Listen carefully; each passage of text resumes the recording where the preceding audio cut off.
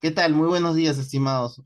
Como les comentaba, es un gusto siempre volver, aunque sea virtualmente, a la casa de estudios de uno. Y como les comentaba, en realidad la, esta invitación, la cual yo acepto con mucha felicidad, forma y ha coincidido con el inicio de un programa académico que mi persona y una colega que es una experta en Legal Tech, que también es ex miembro del CFC, estamos recién iniciando. El Centro de Estudios Avanzado de el Seguro, Inteligencia Artificial y Legal Tech, que son tres áreas que en el Perú lamentablemente no se están estudiando adecuadamente. En mi caso, creo que se los he comentado a algunos de ustedes. Yo soy uno de los pocos expertos en derecho de los seguros aquí en el Perú. Me vengo especializando en esta área desde hace casi 13 años, todos ellos tanto de trabajo en el mercado de seguros como de investigación. Y ya con los años y con el desarrollo de las nuevas tecnologías, aspectos tales como la inteligencia artificial y el legal tech tampoco están siendo desarrollados adecuadamente. Así que este centro que estamos formando y que va a empezar en breve a lanzar cursos de especialización, pues justamente ha coincidido con esta invitación. El día de hoy yo les voy a hablar muy brevemente sobre la regulación del negocio asegurador de manera integral. Dado que tenemos un tiempo bastante limitado, voy a hacer simplemente una presentación general, daré algunas ideas puntuales respecto de algunos aspectos de una norma relevante y de pronto quedará bastantes dudas y de hecho eso es lo que quiero, que queden muchas dudas. ¿Para qué? Para que ustedes mismos tengan de pronto el ánimo y la intención de investigar, de revisar y siempre de criticar. Eso es lo que debe hacer siempre un profesor, sembrar la crítica y el interés en los alumnos. Muy bien, entonces, habiendo dicho esto, ahora sí, vamos con la presentación.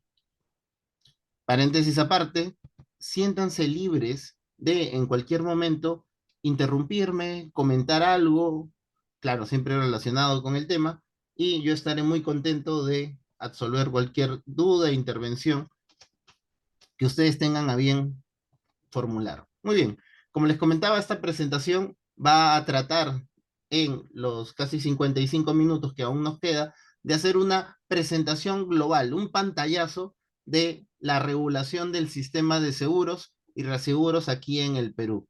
Como les dije, insisto, no voy a entrar a hacer una explayación amplia respecto, por ejemplo, del contrato de seguro que me gustaría. ¿Por qué? Porque necesitaría cuanto mínimo 7 horas y obviamente no podemos quedarnos ese tiempo.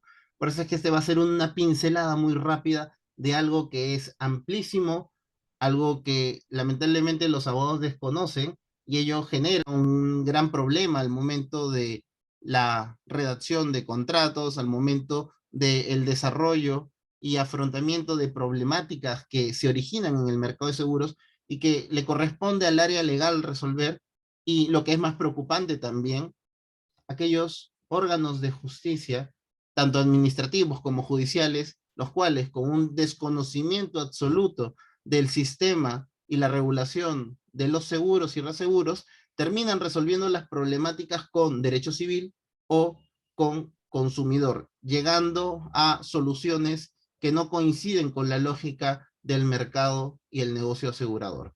Muy bien, en primer lugar, me presento.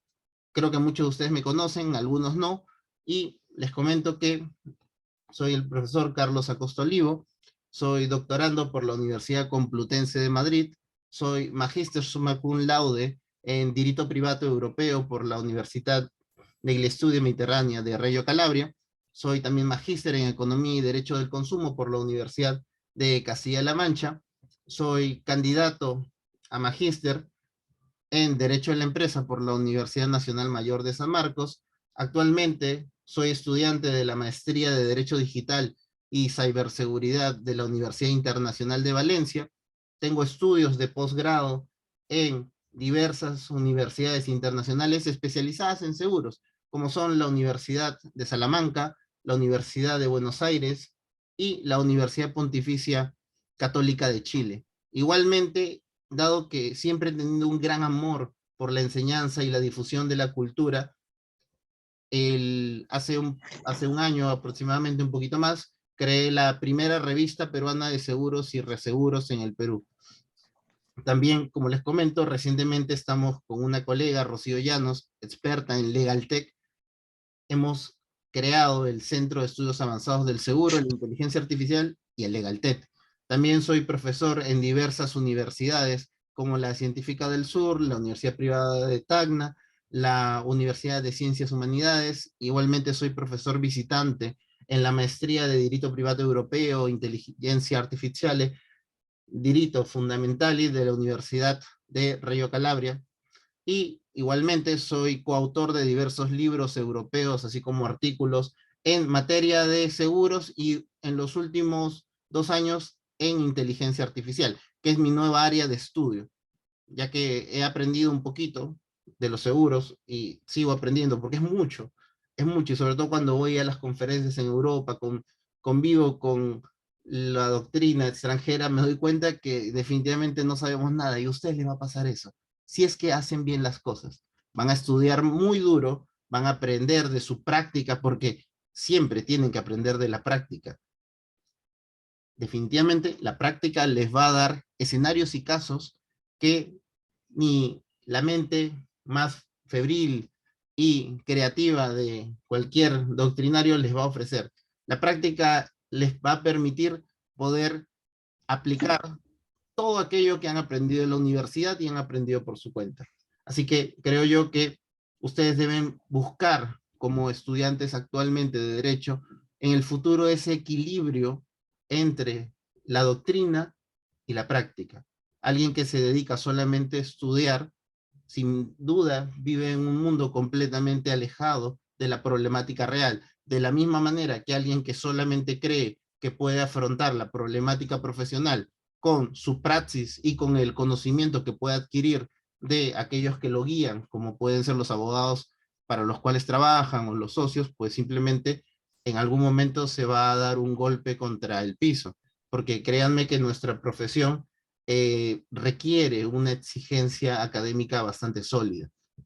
Y he allí la diferencia respecto de esa versión de abogados que ustedes deben ser. Ustedes siempre tienen que procurar ser la mejor versión de abogados que puedan ser. Siempre le digo a mis alumnos eso, que olvídense de las competencias, olvídense de las universidades. Ustedes compiten con ustedes mismos y ustedes son conscientes de qué tanto han estudiado y qué tanto están aplicando y qué tanto están criticando, porque siempre tienen que criticar. Probablemente yo les voy a decir a lo largo de esta conferencia un montón de cosas y no necesariamente van a ser correctas. Claro, estoy evidentemente en atención a la labor académica, procurando ser lo más exacto posible, pero el profesor, como cualquier ser humano, se puede equivocar. El profesor, como cualquier ser humano, puede estar desactualizado. Entonces ustedes nunca le crean al profesor. Escúchenlo, apréndanlo y critican. Eso es lo que cualquier estudiante, y creo yo que un sanmarquino, que es propio de nuestra gran casa de estudios, debe siempre preservar ese pensamiento crítico. Muy bien, entonces habiendo efectuado esta pequeña parte motivacional y de presentación, ahora sí vamos a lo nuestro. Una primera pregunta que tenemos que abordar, si es que vamos a hablar del sistema integral normativo de los seguros aquí en el Perú, es plantearnos esta pregunta. ¿Y por qué tenemos que regular la actividad asegurativa? Porque frente al desarrollo de una actividad, la interrogante del legislador siempre va a ser esta: ¿regulo o no regulo? A veces la desregulación o la ausencia de normativa o regulación puede ser una vía adecuada. A veces un exceso o una equívoca regulación puede ser un tope o una traba relevante para el desarrollo de una actividad incipiente. Ustedes que seguramente ya han estudiado responsabilidad civil han visto cómo en la cuestión evolutiva o histórica de ciertas actividades la responsabilidad comienza siendo subjetiva y termina siendo objetiva. Si no, piensen en la responsabilidad en el derecho aeronáutico, por ejemplo. ¿Y por qué no era objetivo al principio? Pues lógico, si era objetivo al principio, este incipiente área de negocios iba a culminar por el exceso de responsabilidad. Y aquí tenemos esa disyuntiva siempre. ¿Regulamos o no regulamos? En el caso de la actividad asegurativa, tenemos que regular. ¿Por qué? A mi criterio, tres grandes razones. Hay autores que consideran que hay más razones. Al menos de mi perspectiva, tres son las razones por las cuales sí debemos regular y supervisar la actividad asegurativa. La primera es porque se genera un mecanismo de recaudación del dinero del público. Ustedes de pronto han escuchado esta palabrita que es hermosa y es una de las joyas y pilares del derecho de los seguros, o del contrato seguro, para ser más exacto, la prima. Y claro, cuando escuchen a la prima, seguramente, indefectiblemente, alguno de ustedes, me pasó a mí la primera vez, pensó en algún primo hermano o alguna prima hermana, pero no. La prima en materia de seguros significa algo completamente distinto. La prima se puede ver desde una perspectiva eminentemente contractual y se ve como una contraprestación que el cliente debe abonar a favor de la aseguradora. ¿Para qué? Para gozar de los servicios de la aseguradora, es decir, de la protección que le brinda el seguro. Pero la prima se puede ver desde otra perspectiva, desde una perspectiva eminentemente técnica.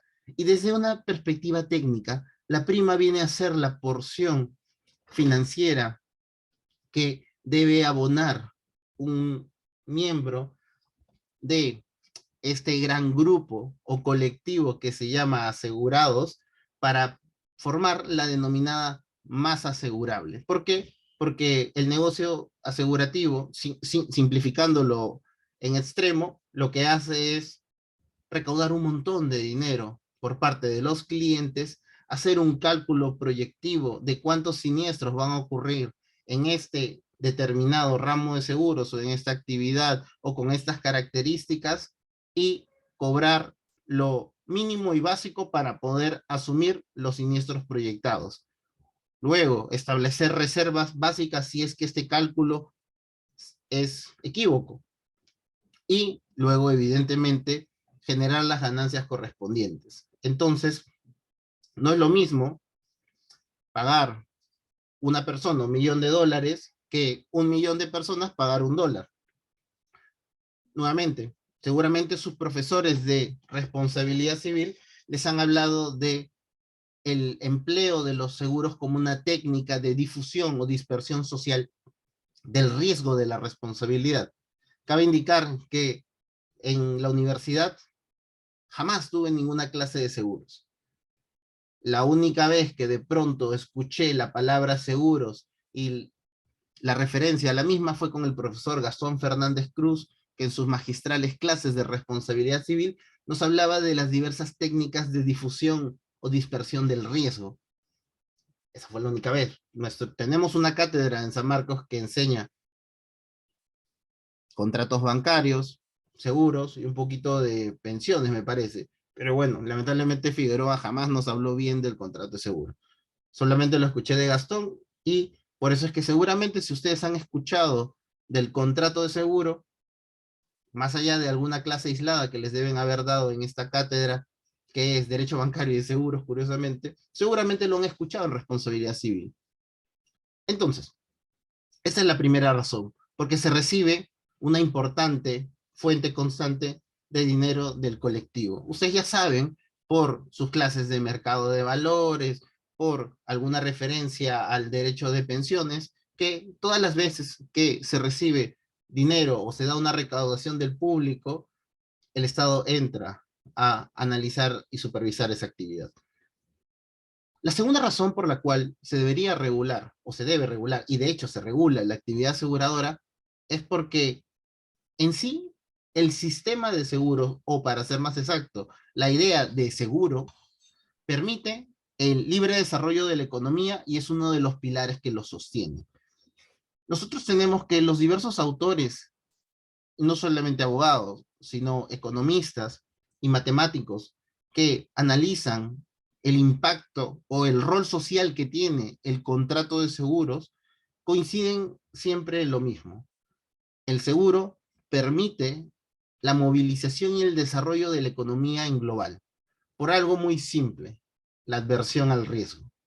¿A qué me refiero con esto?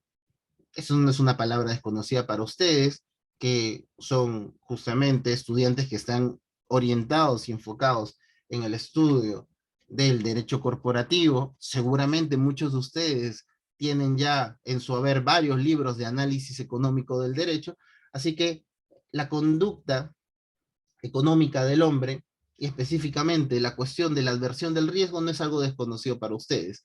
De manera muy simplista se puede decir que la adversión del riesgo es justamente ese miedo patológico y que está en lo más profundo de nuestro subconsciente frente a la posibilidad de sufrir una consecuencia negativa.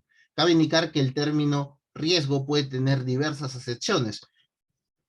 Nargis Torres, no sé si seguirá dictando en nuestra hermosa Universidad Nacional Mayor de San Marcos, pero él nos da unas definiciones completamente distintas de lo que él era, que lo que para él era el riesgo desde la perspectiva de mercado de valores. Él definía de manera muy sencilla el riesgo como la ausencia de información. Una forma bien interesante de plantearla.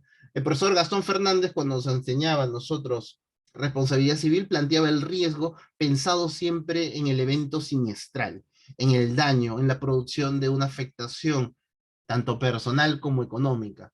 En el caso de la perspectiva aseguradora, el riesgo se presenta como las diversas posibilidades de producción o afectación del patrimonio del cliente, así como de la, el patrimonio, la salud, vida de algunos terceros, dependiendo, claro está, del tipo de contrato de seguro. Pero lo cierto es que la adversión del riesgo está presente en nuestro ADN. ¿Y qué determina la adversión del riesgo? Pues determina que frente a un riesgo muy alto, la persona, slash, el empresario, se paraliza. Un riesgo muy alto puede tener dos consecuencias en el desarrollo y la gestión de las diversas actividades empresariales. La primera es que va a desincentivar el desarrollo de la actividad. La segunda y más peligrosa es que va a matar la actividad. Oye, ¿para qué voy a entrar a este negocio si voy a perder en vez de ganar con un solo accidente? Mejor me dedico a otra cosa menos peligrosa. Gano menos rentabilidad, claro está, pero no tengo tantos problemas. Pues me voy a otra área de desarrollo económico. Entonces, en ese contexto, el seguro brinda este respaldo que necesariamente tiene que tener el empresario. Los common lawyers, cuando explican la función económica social del seguro, hacen referencia a una anécdota. Nunca sabré si realmente existió o no esta anécdota, pero está en varios manuales americanos del seguro, en los que cuentan que en los años 30 se encontraron en la cima del Empire State, bueno, de aquella época, no era tan alto como ahora, tuvo un encuentro interesante entre Ford, el genio de la construcción de vehículos, y un pintor italiano que venía a pasar un buen rato con sus amigos y encontró a Ford mirando la nada. Y le preguntó, ¿qué haces aquí, maestro? Y Ford le dijo, pues estoy contemplando esta maravillosa creación. Y el pintor italiano le dijo, pues es hermoso lo que el ser humano ha creado. Y Ford le respondió, el ser humano no ha creado esta ciudad, está hablando de Nueva York, la ha creado los seguros. Y frente a la mirada confusa de el pintor italiano y sus amigos, le continuó explicando, por supuesto, imagínate al empresario que crea estos grandes rascacielos que con una cerilla de fósforo de pronto vea perdida toda su inversión. Pensemos en los trabajadores que arriesgan su vida a diario en las grandes alturas, que de pronto pueden caer y morir. ¿Tú crees que alguno de ellos realizaría alguna de estas actividades si es que no tuviera algún respaldo? Si es que esté en el peligro de dejar en su familia en la más absoluta miseria, pues el seguro brinda justamente ese respaldo. El seguro es lo que ha construido esta Nueva York y la modernidad. Entonces, esta anécdota, insisto, no sé si los americanos la han creado o realmente existió, no se sabe, pero es muy frecuente encontrarla en los manuales americanos, da una evidencia clara de la función económica del seguro. La función económica del seguro es generar un respaldo para el desarrollo de actividades económicas. Y por eso es que el seguro es tan importante y es uno de los pilares que sostiene la economía. Y como es uno de los pilares que sostiene la economía, la regulación de la materia económica es un aspecto que la Constitución, claro, de manera subsidiaria siempre tiene que tener en consideración. Entonces, es lógico que un aspecto tan relevante desde la perspectiva económica nacional, tanto a nivel macro como a nivel micro, sea una cuestión que le interese regular al Estado. Y finalmente, creo yo que la tercera razón por la cual conviene y es importante que se regule la actividad asegurativa es porque las empresas de seguro con los años se han vuelto parte de este club, de este gran grupo de los Big Brothers, de los inversores institucionales. Esta palabra tampoco es desconocida para ustedes. Ustedes seguramente conocen a otros grandes inversores institucionales. Les pregunto rápidamente, cualquiera de ustedes, díganme un inversor institucional.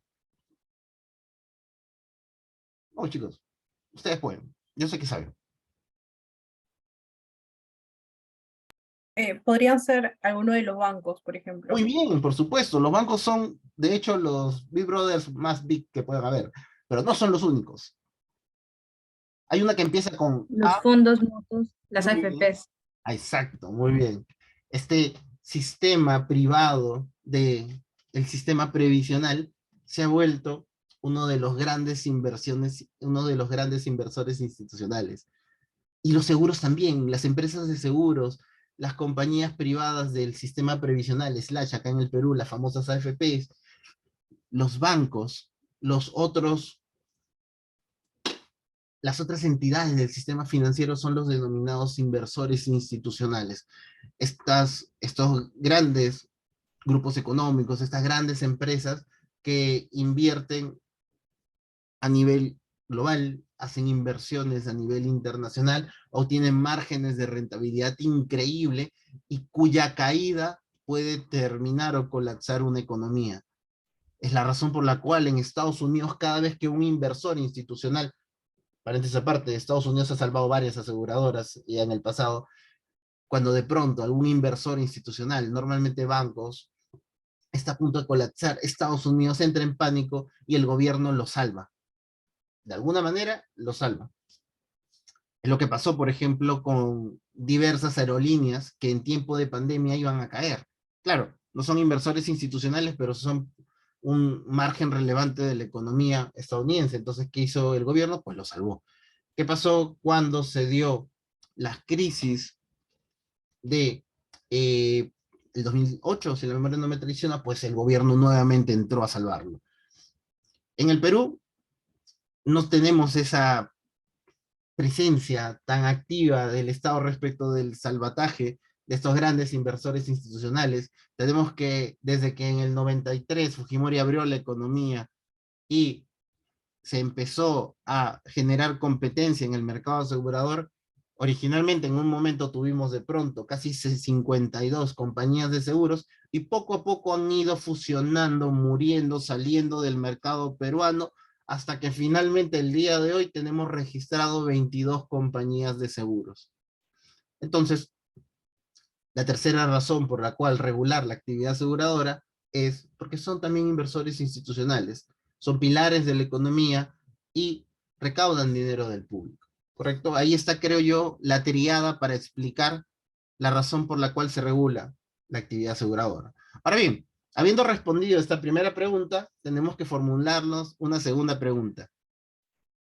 Bueno, pensé que lo había puesto como pregunta, pero lo he puesto como afirmación. Lo vuelvo pregunta. ¿Y qué regulamos? Claro, me has dicho que tengo que regular. ¿Y qué regulo? ¿Regulo todo?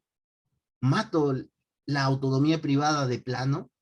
¿Me encargo yo de establecer mediante tablas arcaicas el precio de los seguros? No, por supuesto que no. Paréntesis aparte, esto es algo que sí ocurrió en el Perú.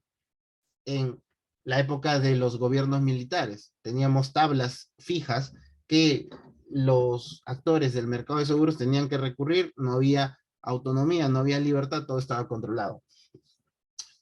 Actualmente tenemos un sistema de libre mercado, de competencia abierta en el negocio asegurador y de manera general, la doctrina internacional coincide en que cuanto mínimo deberían ser tres los aspectos que se deben regular.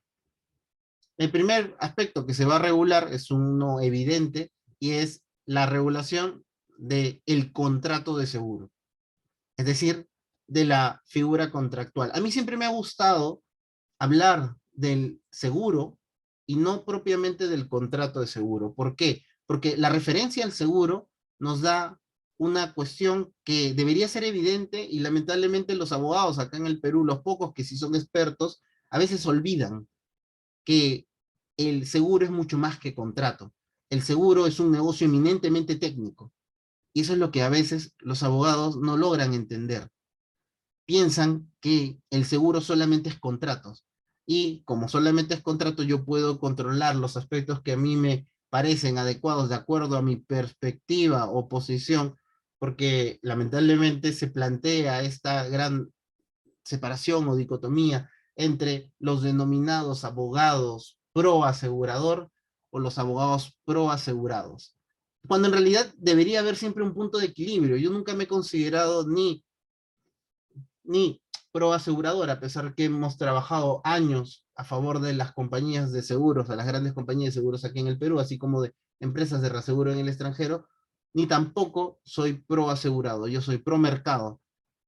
Mis respuestas frente a ciertos problemas a veces van a orientarse a una protección mayor de los asegurados y al establecimiento también de mayores cargas legales para las compañías de seguros, y en algunos casos mi respuesta ha sido que se debe proteger la actividad y se debe limitar ciertas situaciones de protección que tienen su razón de ser de pronto en una perspectiva excesivamente paternalista, en populismo. Lamentablemente nuestro sistema legal, nuestro Congreso, tiene prácticas equívocas, no necesariamente la perspectiva técnica es lo que los orienta y lamentablemente tenemos varios errores en el sistema de seguros. Entonces, la primera regulación es en torno al contrato de seguro. ¿Por qué? Porque si bien es un negocio eminentemente técnico, viste o tiene un ropaje jurídico, un contrato. ¿Y qué es lo que se regula entonces en esta primera gran parte? Pues se regula aspectos básicos como la naturaleza del contrato, los elementos estructurales, la formación del contrato y la ejecución del contrato. Y con esto es amplísimo. Yo les estoy diciendo esto de manera sencilla, pero estamos hablando de 138 artículos solamente en la ley del contrato de seguro, sin contar sus normas transitorias y finales. Este aspecto también no solamente genera un margen de desarrollo del aspecto contractual, sino que también implica un desarrollo técnico, el cual ha sido bien manejado, creo yo, por parte de la Superintendencia de Banca y Seguros a través de sus reglamentos que vamos a ver en unos momentos.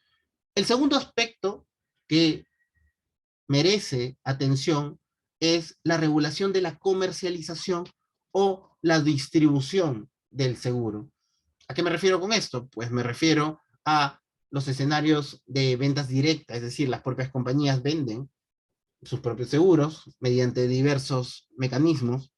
Piensen en las oficinas de RIMA, Pacífico, Interseguro, piensen en las webs o piensen en de pronto que en el celular les sale un anuncio de que pueden contratar seguros con apps.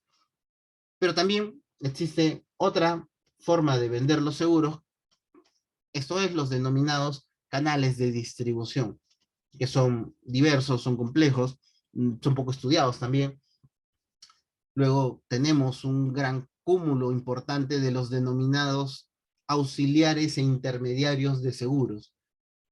Estos intermediarios, como son los denominados corredores o agentes de seguros, también tienen una regulación importante porque son la parte que vincula a la empresa con el cliente.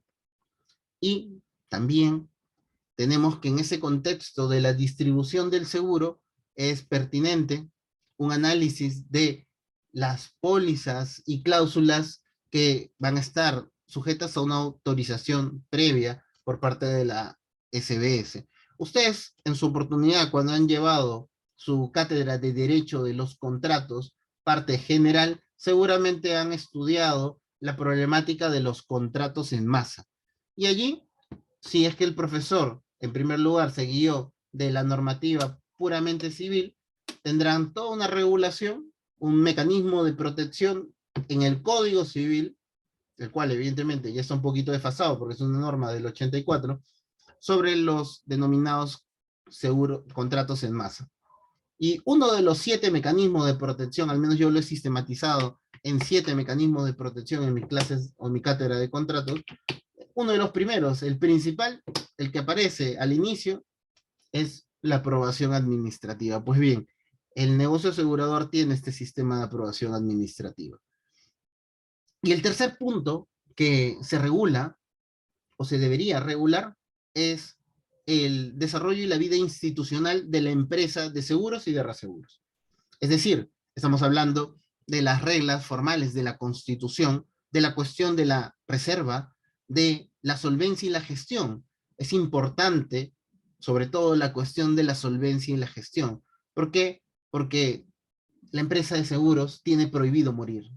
Es uno de los aspectos básicos. La empresa de seguros tiene que realizar el negocio de tal manera que esté en capacidad siempre de poder cumplir con sus obligaciones, es decir, pagar los siniestros. En el momento en el cual la compañía de seguros se ve incapacitada de pagar los siniestros, estamos ante un problema realmente serio.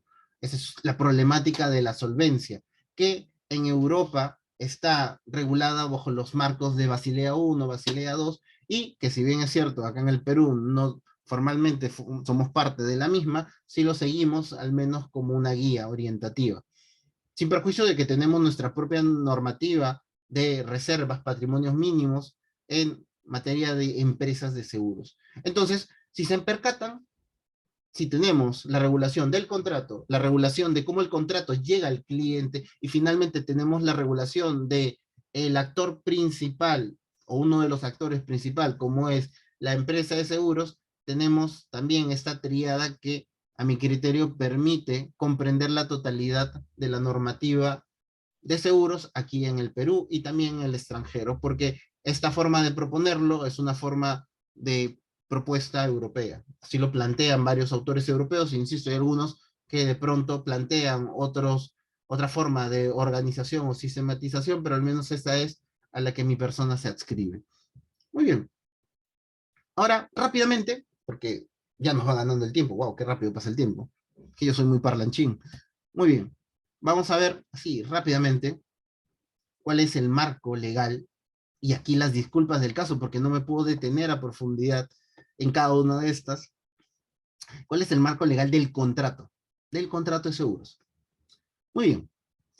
Nosotros tenemos una legislación antiguísima en el Código de Comercio de 1902, y durante muchos años tuvimos que las reglas eran las del Código de Comercio. Claro, en el 93 la SBS empezó a emitir normas y a partir de allí tenemos normas importantes que regulaban aspectos básicos como el reglamento de pólizas, como qué hacer frente a seguros, cómo cobrar las primas, que son aspectos mínimos y básicos, pero lo cierto es que no teníamos una regulación unitaria e integral del contrato de seguro. Esto cambia en el 2012, ya que luego de 5 intentos fallidos, un sexto intento de regulación del contrato de seguro tiene éxito. Cabe indicar que este intento de regulación tiene ciertas peculiaridades que determinan que la norma no sea perfecta, aunque la verdad ninguna norma lo es. ¿Cuál es la peculiaridad de esta sexta comisión que finalmente logra crear la normativa de seguros, que es una norma que no, o mejor dicho, que es un grupo de trabajo que no es participativo? ¿A qué me refiero? Esta ley del contrato de seguros del 2012, la ley 2994-6, ley del contrato de seguros, carece de una importante participación en su elaboración de el grupo asegurador. Tenemos que el profesor Alonso Núñez del Prado, y lo ha dicho en algunas entrevistas luego de la promulgación de la ley, que su intención era lograr crear una norma de protección adecuada a los clientes y que a su consideración o criterio fue la participación de los aseguradores o del lobby asegurativo que determinó el fracaso de las anteriores comisiones. ¿Esto qué implicaba? Esto significó que le cerraron las puertas de manera fuerte a las compañías de seguros. Esta normativa no ha tenido la intervención ni la opinión, creo yo, y ahí el problema con la falta de equilibrio regulativo de las compañías de seguros. Claro, en las diversas comisiones, en las diversas comisiones y debates que se dio, el lobby asegurador logró presentar algunas pequeñas modificaciones, pero esta ley del contrato de seguros, si ustedes tienen la oportunidad de revisarla, yo se lo recomiendo que lo hagan, es eminentemente pro aseguradora, pro asegurado. ¿Por qué? Porque no se permitió la participación ni de la APC, que es la Asociación de Empresas de Seguros Peruanas, ni de los representantes relevantes de las compañías de seguros. Muy bien, pero ¿eso significa que la ley está mal? No, no, la ley está muy bien. De hecho, la ley implica un hito importante, un avance relevante en la regulación del seguro aquí en el Perú, porque luego de casi, son 90, 70, casi 100 años, wow, luego de casi 100 años, por fin logramos tener una norma unitaria que está enmarcada y enfocada en la regulación del contrato de seguro. Ahora bien, esta ley, como traía aspectos tremendamente favorables a, a los asegurados, significaba un choque tremendo para la forma en cómo se hacía el negocio asegurador en aquella época. Estoy hablando del año 2000. Y evidentemente fueron lo suficientemente razonables y conscientes para saber que si esa ley entraba en vigencia de manera normal o regular, como dispone la Constitución, esto es al día siguiente de su publicación, iba a significar un caos. Así que decidieron adecuadamente plantear una vacatio legis de 180 días. ¿Para qué? Para que las compañías de seguros empezaran a modificar todos sus contratos de seguros. Yo estuve en aquella época y fue una locura. Literalmente las compañías de seguros perdieron la cabeza, las áreas legales estaban a más no poder, los abogados externos, nosotros, ya no podíamos con tanto trabajo porque eran muchas, muchas pólizas que tenías que cambiar, tenías que rápidamente tratar de entender la nueva normativa, adecuar y ajustar los contratos, fue una locura. Casi con tiempo, ya por descuento, se logró cumplir con la meta de que cuando estuviese vigente, esto es el 27 de mayo del 2013, se logró adecuar la gran mayoría de pólizas. Ahora bien, ¿cuál fue el problema? El problema es que el mercado de seguros se había acostumbrado durante años a trabajar con ciertas reglas que ahora habían sido cambiadas de manera diametral.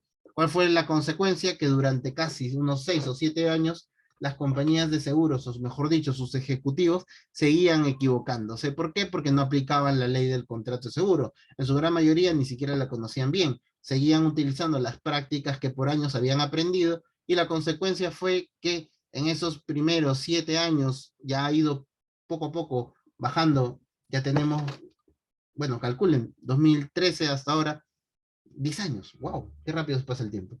Tenemos que poco a poco van mejorando las prácticas, las compañías de seguros y ya no hay tantas multas ni procedimientos ante el Indecopi como se nos generaron en los primeros años de vigencia de la norma.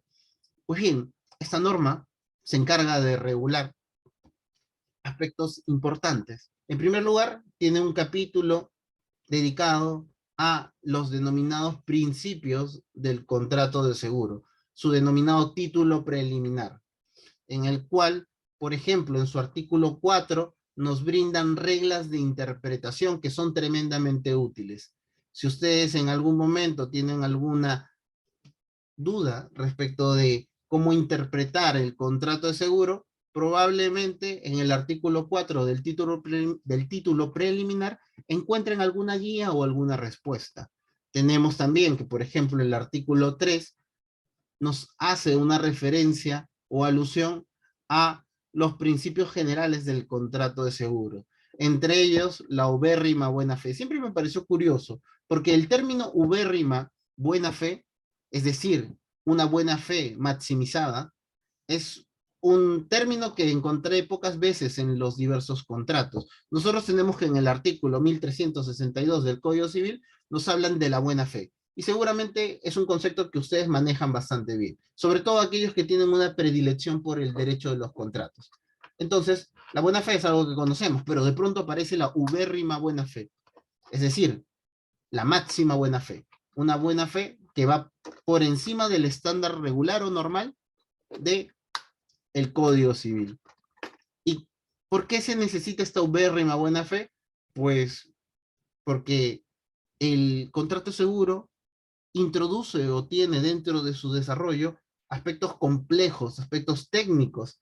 El escenario de la simetría informativa es diametral y muy palpable en un contrato de seguro.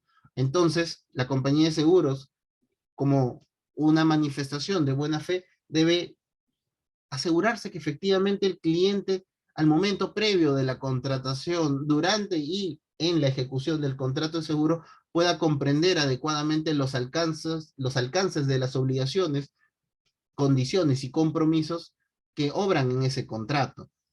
Adicionalmente, tenemos el desarrollo, ya no en el título preliminar, sino en la propia ley del contrato de seguro, de una serie de prácticas que están prohibidas.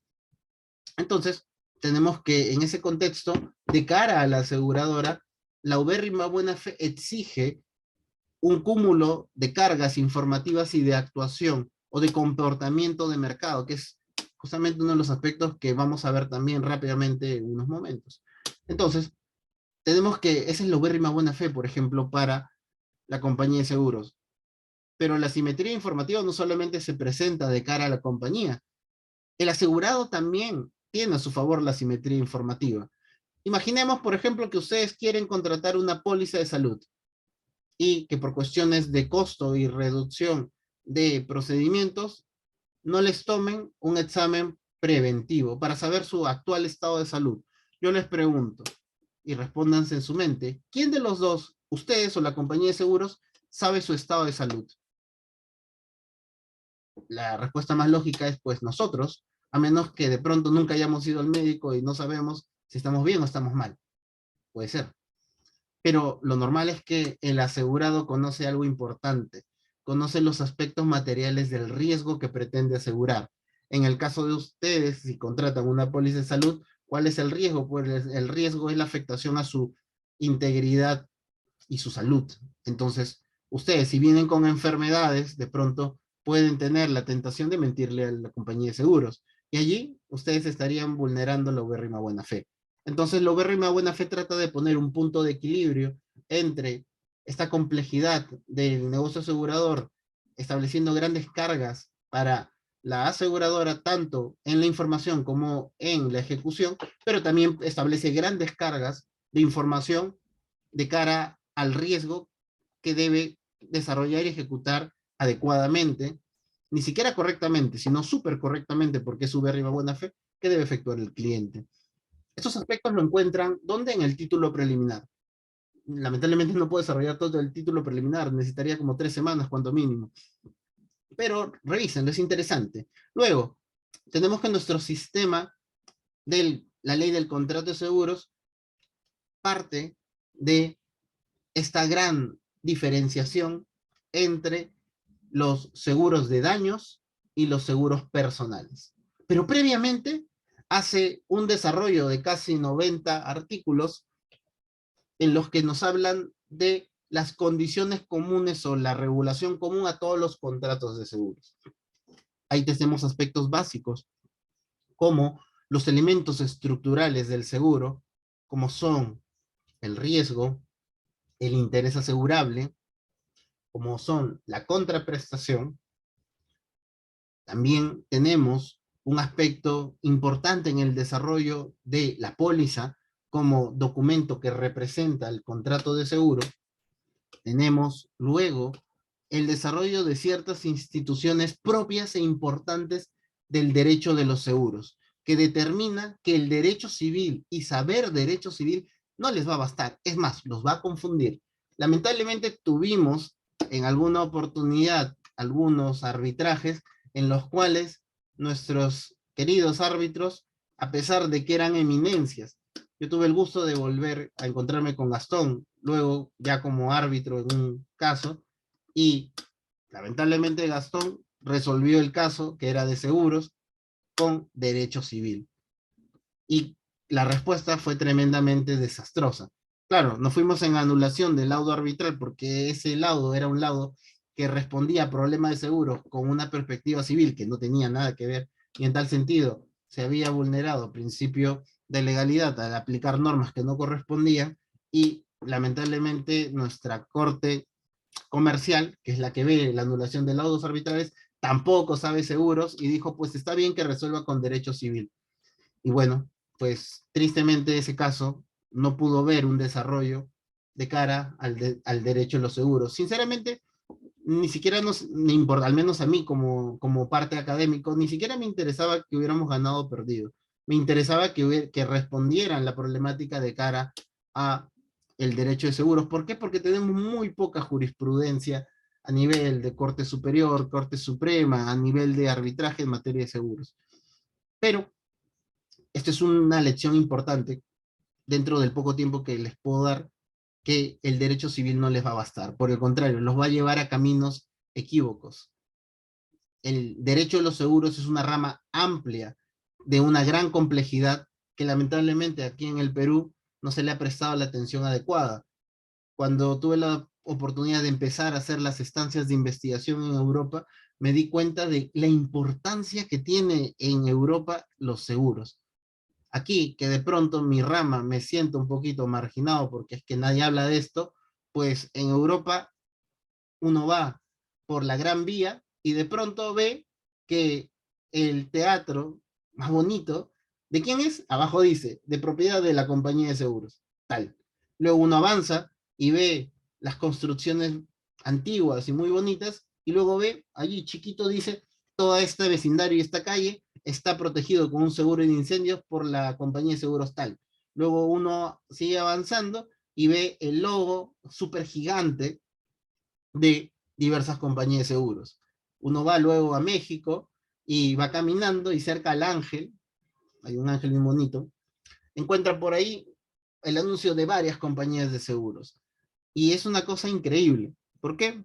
Porque se ve como en Europa y en otros países en los que sí se ha prestado atención al derecho a los seguros, se ha logrado generar un ambiente tanto académico que incentiva al conocimiento y a la difusión y a la crítica, que es algo que lamentablemente el Perú no tiene. Por eso es que Perú ni siquiera existe en el mapa a nivel de doctrina en materia de seguros. A mí me han presentado como, en la mayoría de veces, me han presentado como estudiante de la Complutense o como estudiante de la maestría en Italia, y nunca me han presentado como peruano. ¿Por qué? Porque ni siquiera saben que existe Perú, literal. Una vez conversé con una colega, una profesora brillante española, y le dije, pues es que, bueno, yo soy de Perú.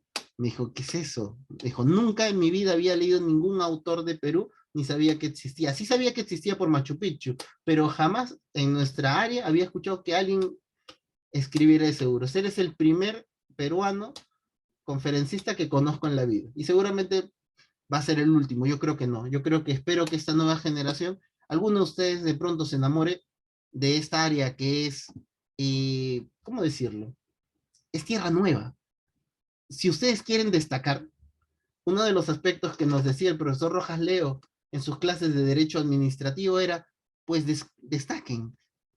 Todos los años salen miles y miles de estudiantes, piensen en sus promociones de la universidad. En mi caso entramos los 320 alumnos, terminamos 270 alumnos las clases de Derecho, y año tras año siguen saliendo un montón de alumnos brillantes en San Marcos, en otras universidades. La competencia que ustedes tienen es brutal. Entonces, ¿qué tienen que hacer? Destacarse. ¿Qué forma tienen para destacarse? Pues destaquen en el aspecto académico, escriban artículos, no tengan miedo. De verdad, no tengan miedo. Hay mucho miedo en escribir, en compartir las ideas. Y claro, Francesco Galgano decía, pues es que es claro, para el lector es una posición muy cómoda el criticar al autor, al investigador de derecho. Se da un miedo patológico a ser expuesto a la crítica pública, pero venzan ese miedo para que destaquen. Segundo, encuentren ramas poco estudiadas. Todavía hay pocas ramas que están siendo estudiadas. Actualícense. Eso es algo que es de pronto un apoyo y una ayuda importante para su ejercicio profesional. Busquen ramas que de pronto no estén muy bien estudiadas. En mi caso fue pura casualidad, no es que yo buscara el derecho de los seguros y ya, no, fue pura suerte y casualidad, y me enamoré inmediatamente y ya vengo 13 años estudiándolo. Muy bien, entonces tenemos que la regulación general dentro de la ley del contrato de seguros se orienta en esta clásica distinción entre seguros de daños y seguros de personas. Y luego de desarrollar las reglas generales de el contrato de seguros que los va a alejar del derecho civil definitivamente y que les recomiendo revisar, tenemos que se regula luego dos grandes capítulos. Tenemos la regulación de los seguros de daños, que tiene una pequeña introducción general, y luego regula algunos seguros de daños. Luego tenemos la regulación de los seguros de personas, y ¿cuál es la diferencia? Pues la diferencia viene a ser que en los seguros de daño lo que viene a asegurarse es el patrimonio y los bienes, mientras que en los seguros de persona o de personas, lo que es materia del seguro es la vida y la propia, ¿cómo decirlo? Es la vida, así como la salud y la integridad física de la persona. Y allí tienen, por ejemplo, la regulación de algunos seguros importantes, como son el seguro de vida, el seguro de salud, el seguro de accidentes personales. Y luego de eso, tenemos una regulación, un último capítulo sobre el contrato de reaseguro. Y capítulo entre comillas, porque son dos artículos que la verdad muy poco dicen. Ahora bien, esta ley del contrato de seguros tiene una importante reglamentación. Existe un número bastante importante de reglamentos que complementan al contrato de seguro o la ley del contrato de seguro. Tenemos este reglamento de transparencia de información y contratación de seguros, que establece los aspectos básicos de información previa a la contratación de un seguro, así como los deberes respecto de la contratación y la entrega de pólizas. Tenemos esta regulación que en su oportunidad fue novedosa y que actualmente es la cosa más normal del mundo, como es la regulación del uso de las pólizas electrónicas. Yo en el 2011 todavía llegué a ver por casi 3 años que las compañías de seguros seguían trabajando y enviándole estos grandes machotes de pólizas a los clientes. Yo he visto en mi práctica profesional pólizas, bueno, son internacionales, pero de hasta 400 páginas. ¿Se imaginarán que tengan que imprimir 400 páginas, enviar por courier y entregar estas 400 páginas? ¿Cuánto papel, pobre daño ecológico? ¿Cuántos árboles talados? Y cuánto también dinero. Pero entonces tenemos que la modernidad se hizo presente y ya desde el 2013 tenemos este incentivo para la regulación y empleo de las pólizas electrónicas.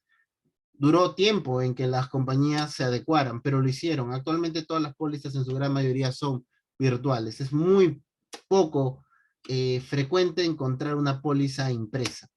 Muy bien. Otro aspecto importante es la regulación del pago de primas. Es tan importante que existe todo un reglamento orientado y dedicado a eso.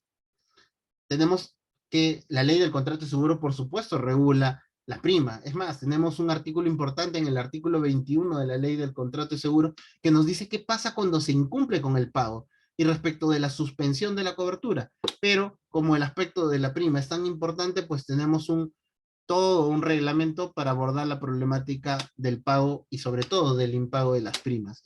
Luego tenemos otro de los aspectos importantes, un segundo gran aspecto importante, porque es importante cobrar, pero es importante cumplir. Entonces tenemos un amplio reglamento que se encarga del siniestro.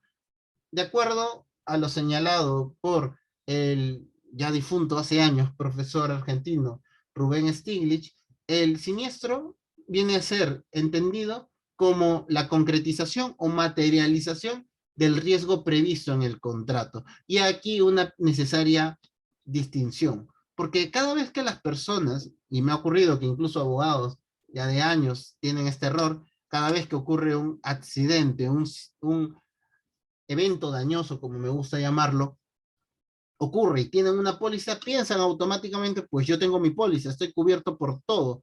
Y la respuesta es no, estás cubierto en la medida de que la póliza diga que ese riesgo pertenecía. ¿Qué pasa si, por ejemplo, yo contrato diversos riesgos, pero no contrato el riesgo contra incendio? Contrato en una póliza vehicular de pronto el riesgo de un accidente de tránsito, contrato una cláusula de responsabilidad frente a tercero por si atropello a alguien y tengo que pagarle, pero para ahorrarme unos dólares, pues no contrato la cobertura de incendio, porque yo digo, es totalmente improbable que de pronto me incendie.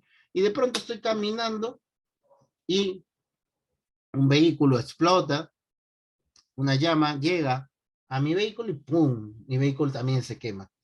O de pronto estoy avanzando, esto es menos improbable, y de pronto tenemos que un rayo cae y genera un incendio en el vehículo. Y alguien pensará, pues yo tengo seguro, tengo mi póliza de seguro vehicular, pues me tienen que pagar todo. Y la respuesta es no.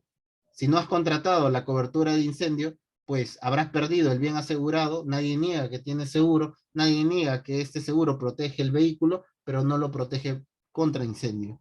Entonces, este aspecto de la gestión y la respuesta que debe darle la compañía de seguros frente a un reclamo de cobertura que se dispara como consecuencia de un evento dañoso, es tan importante que tiene todo un reglamento. Y allí van a encontrar aspectos importantes como la intervención de un personaje que es famoso en el mundo de los seguros, como es el ajustador de siniestros. Es decir, un profesional, un técnico que analiza cuáles fueron las causas del evento dañoso y luego analiza esta situación a la luz del contrato de seguro y da su opinión, la cual no es vinculante para las partes, respecto a si debe o no pagar la compañía de seguros. Cada vez que ustedes quieran reclamarle a alguna compañía de seguros porque su cliente se los ha pedido, seguramente el primer aspecto normativo que tienen que revisar es el reglamento para la gestión y pago de siniestros. Luego tenemos por allí algunos pocos artículos que están desarrollados en las normas complementarias aplicables a los seguros de salud. También tenemos el reglamento del registro de modelos de pólizas y requerimientos mínimos de notas técnicas. Recuerden, les hablé y les dije que el seguro tenía aprobación administrativa. Tenemos que justamente este reglamento de registro de modelos de póliza es una explicación y desarrollo de qué tiene que hacer la compañía de seguros para registrar su modelo de contratos en cada uno de sus productos. Finalmente tenemos como parte de esta gran regulación del contrato de seguro a el reglamento. Eso es un reglamento nuevecito, es un reglamento reciente. Es más, si la memoria no me traiciona, el reglamento ha entrado en vigencia el 1 de junio, sí, junio de este año, derogando una norma antigua del 2003, y es el nuevo reglamento de seguros de crédito, de caución y de fianzas emitidas por empresas de seguros. Seguramente todos aquellos que tienen alguna cercanía, proximidad con la contratación con el Estado, por ejemplo, han escuchado, han escuchado de las famosas fianzas o han escuchado de pronto de las pólizas de caución.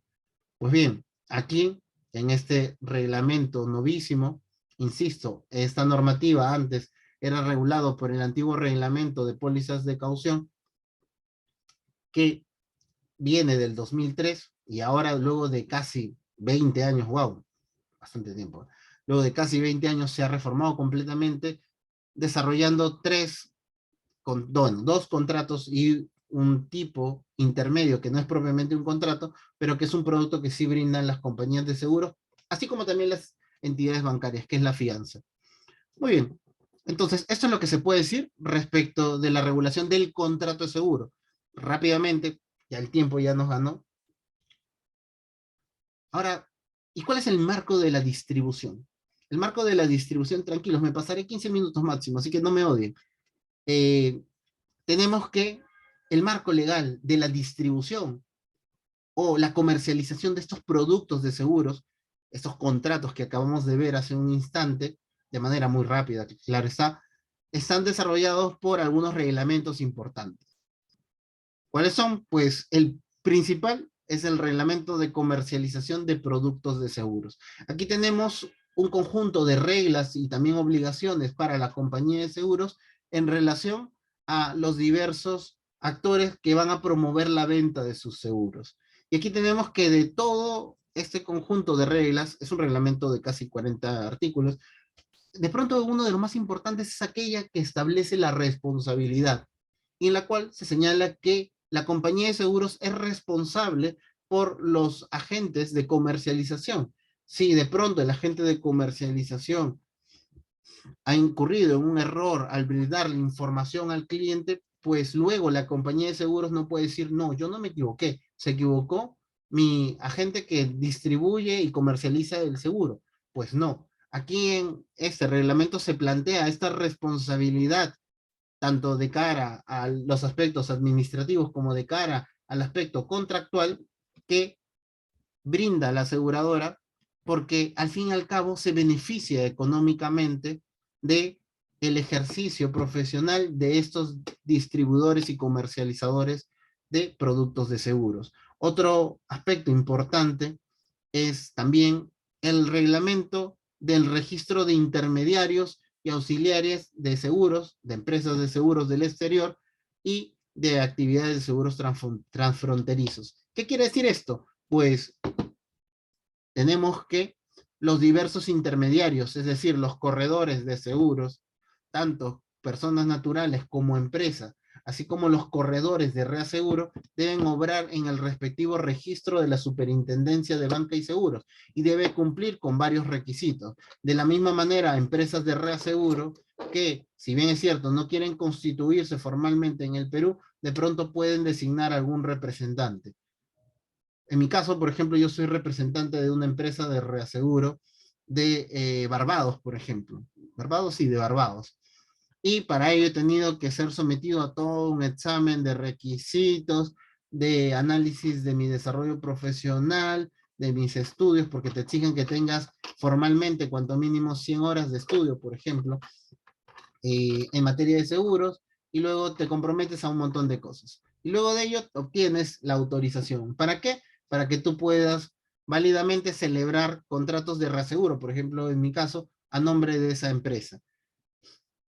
Entonces, esta cuestión del registro de intermediarios es tremendamente importante porque ellos van a ser la cara visible de las diversas empresas de reaseguro, así como de los intermediarios de seguros.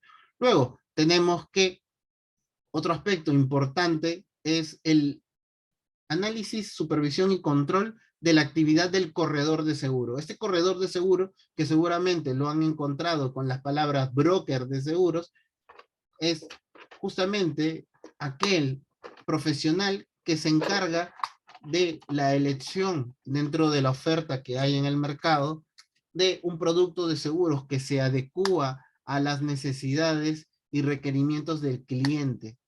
Y es una actividad complicada, por supuesto que sí, es una actividad que puede perjudicar al cliente si se realiza equivocadamente, por supuesto que sí. Hace unos 4 años tuvimos ocasión de defender un proceso judicial de una aseguradora en la cual se le estaba reclamando porque le había vendido supuestamente un seguro que no cumplía con los requerimientos y las exigencias de la empresa. ¿Por qué? Porque había una línea de negocio importante de la empresa que estaba excluida. ¿Cuál fue el problema? El problema fue que el broker de seguros no había informado de manera adecuada las diversas líneas de negocio de la empresa. Por eso que cuando el agente de seguros recibe el requerimiento, analiza los riesgos y le propone este producto de seguros amoldado o ajustado al requerimiento de la empresa, pues no protege una actividad como era el trabajo en socavón, porque era una empresa que se dedicaba a diversos servicios logísticos para minas, entre ellos el alquiler de maquinaria para construir y trabajar bajo tierra abriendo socavones, pues no estaba asegurado. ¿Por qué? Porque el corredor de seguros, el intermediario, pues no lo informó. Y cuando recibió la póliza debió advertir que no estaba asegurado. ¿Cuándo se dan cuenta? 2 años después, cuando ocurre un siniestro.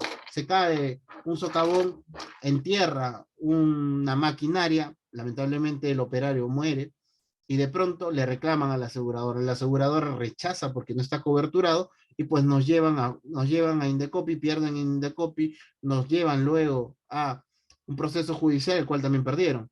Al final, ¿de quién fue culpa?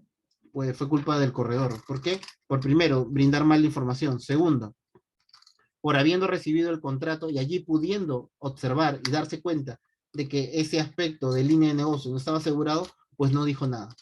Entonces, aquí tenemos que en este reglamento se efectúa un marco integral de las reglas que se aplican para los corredores de seguros, así como los auxiliares de los mismos. También luego tenemos que, como el rubro del reaseguro es autónomo y también importante, tenemos un reglamento casi de la misma fecha, incluso casi de la misma numeración, porque el reglamento de corredores es el 809 y el de corredores de reaseguro es el 810.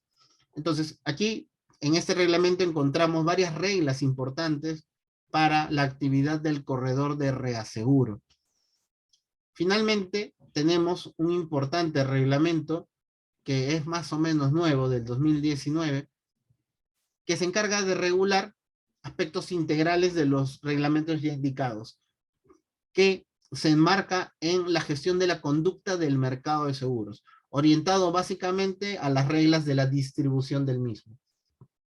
Tenemos que varias reglas que ya van a encontrar en estos reglamentos que les he comentado, pues lo van a encontrar desarrollado, o mejor dicho, explayado, en este reglamento de gestión de conducta. Muy bien. Y finalmente, la tercera parte de este triángulo de regulación integral que les he comentado, que es la regulación integral de la empresa de seguros.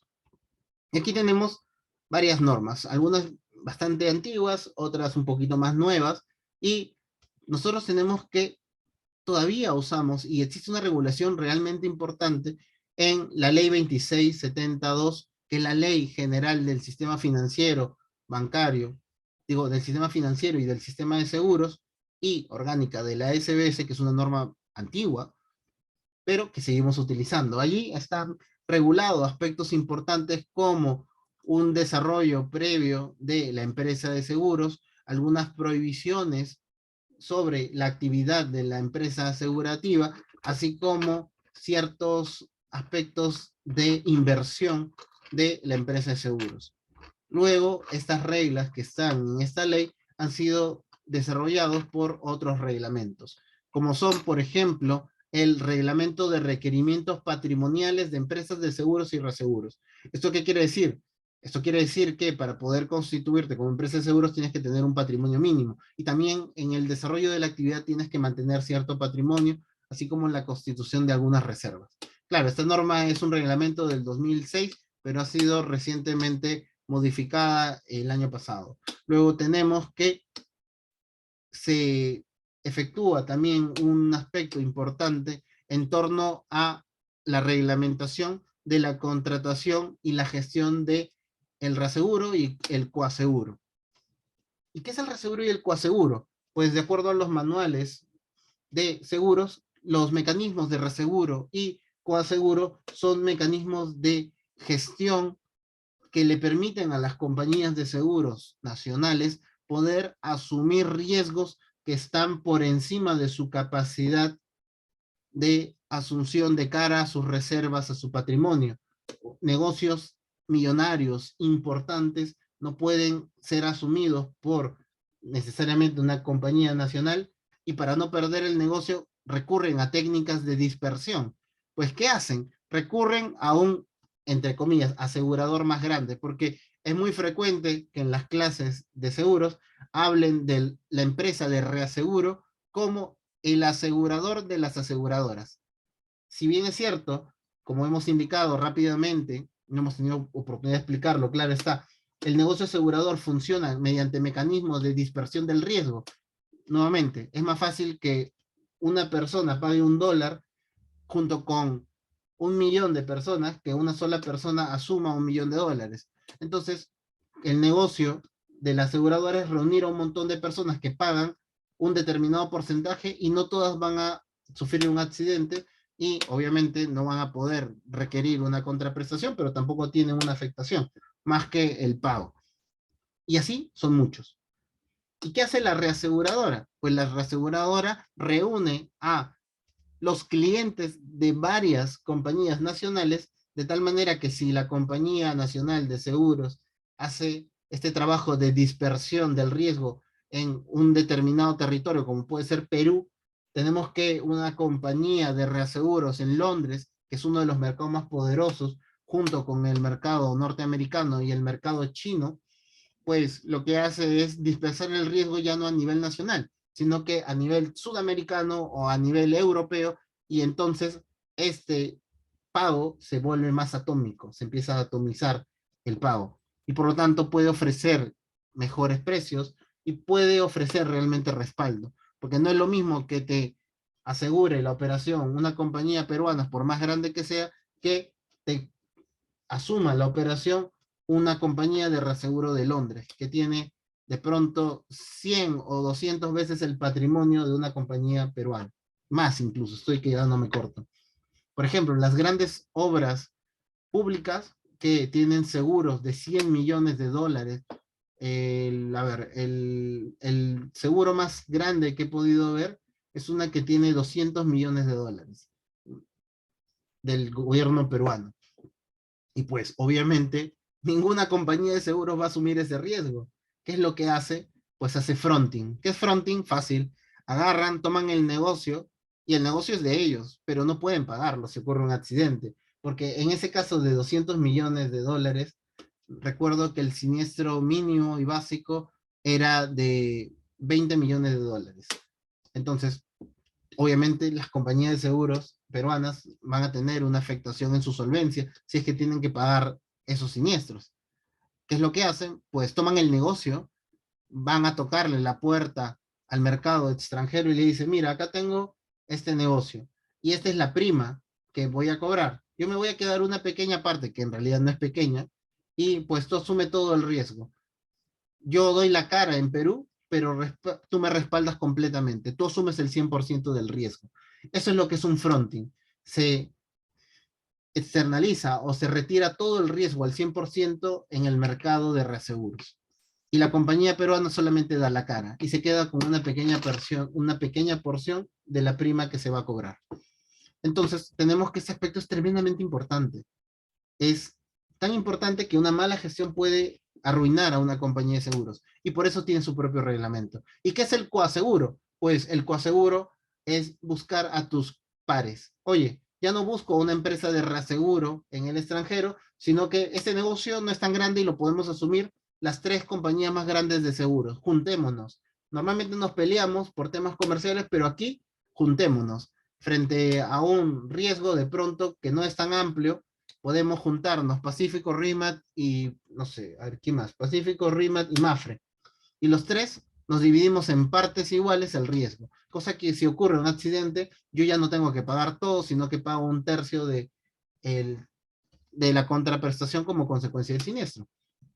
Finalmente, tenemos que también recientemente se da una nueva normativa, bueno, no es reciente, hace 2 años, pero es reciente si es que tenemos en cuenta que nuestra normativa es un poquito viejita. Eh, Tenemos que recientemente se ha modificado, se ha creado un nuevo reglamento de autorización de empresas y representantes de los sistemas financiero y de seguros, con lo cual, de alguna manera, si bien es cierto, yo no he podido adentrarme a todo el desarrollo amplio de este grupo de normas y reglamentos, ya tienen al menos una visión general, un vistazo, una pantalla o una fotografía de cuál es el marco normativo integral del negocio asegurador. Pues bien, y voy a terminar esta presentación con dos preguntas. La primera, pues, ¿y qué no tenemos? Porque, claro, nuestra normativa ha mejorado. A diferencia de la normativa que teníamos antes del 2012, por supuesto que ha mejorado. Pero nos falta cosas, pues nos falta cosas, por supuesto que sí. No tenemos una adecuada regulación del contrato de reaseguro. Ojo, no les estoy diciendo de la técnica de reaseguro. ¿Por qué? Porque tenemos un desarrollo muy técnico del reaseguro en la contratación y gestión de reaseguros. Pero este reglamento no me ofrece reglas de interpretación de cara a elementos jurídicos propiamente, no me ofrece una regulación del contrato de reaseguro. Solamente tenemos dos artículos pequeños, 137, 138 de la ley del contrato de seguros, y no tenemos más. Eso ha determinado que cuando, por ejemplo, clientes extranjeros nos han pedido que le absolvamos alguna duda o discusión, o compañías de seguros nos han pedido que los asesoremos frente a compañías de reaseguro, no hemos tenido una base normativa peruana para poder responder eso. Así que, ¿a qué hemos tenido que recurrir? Pues en primer lugar al contrato o al slip de reaseguro. En segundo lugar, a las prácticas o los usos y costumbres internacionales del reaseguro. ¿Por qué? Porque pues no tenemos una regulación adecuada del contrato de reaseguro.